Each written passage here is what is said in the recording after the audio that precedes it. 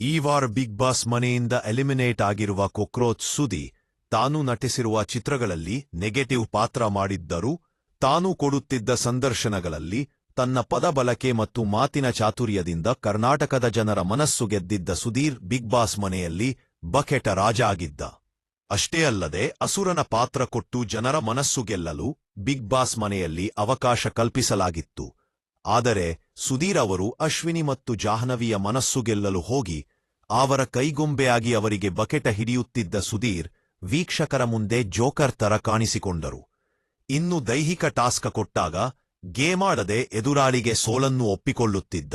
ಅಲ್ಲದೆ ರಕ್ಷಿತಾಗೆ ಶಡೇ ಎನ್ನುವ ಪದಬಳಕೆ ಮಾಡುವ ಮೂಲಕ ಜನರ ಕೆಂಗಣ್ಣಿಗೆ ಗುರಿಯಾದರು.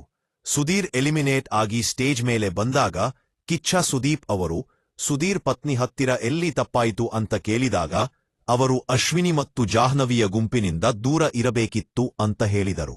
ಫೈನಲ್ ತನಕ ಬರುವ ಸಾಮರ್ಥ್ಯ ಹೊಂದಿದ್ದ ಸುಧೀರ್ ಬೇರೆಯವರಿಗೆ ಬಕೆಟ ಹಿಡಿಯುತ್ತಾ ತನ್ನ ಗುಂಡಿಯನ್ನು ತಾನೇ ತೋಡಿಕೊಂಡ.